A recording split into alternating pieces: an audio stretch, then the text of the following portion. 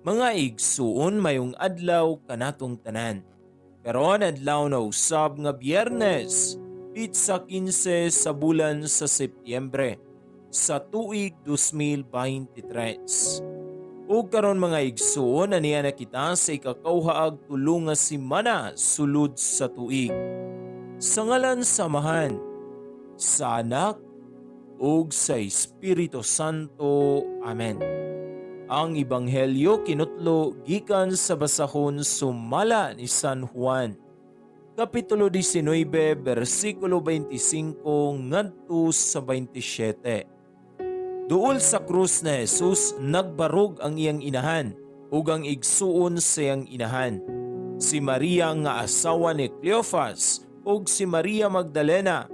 Sa pagkita ni Jesus sa iyang inahan ug sa tinun-an nga iyang gimahal nga nagbarog didto, miingon siya sa iyang inahan, "Babayi, ania ang imong anak."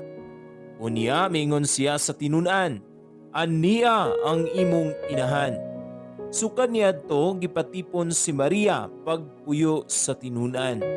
Mga igsuon, ang Ebanghelyo sa Ginoo. Daygon ikaw, O Kristo.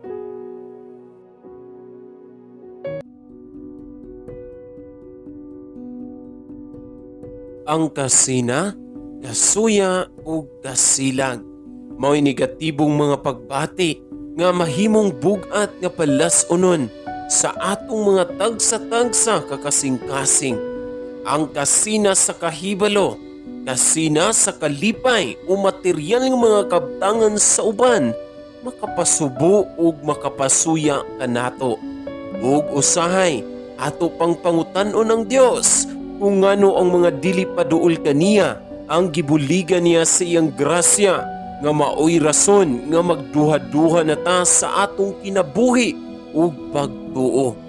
Apan mga igsuon ko ni Kristo, ihatag ang imong kaugalingon sa Dios ug paglakaw sa kamatuoran nga nagsunod ni Kristo nga puno sa kalipay ug walay pagbingkil ug kasina sa atong kasing-kasing. Kay diha nimo makita ang tinud-anay nga kalipay. Amahan, pasaylua kami sa among pagkasuyaon sa uban. Gusto namo karon nga maglakaw sa kamatuoran ug mosunod kanimo nga walay kadina sa among mga kasing-kasing. Sa ngalan ni Jesus. Amen.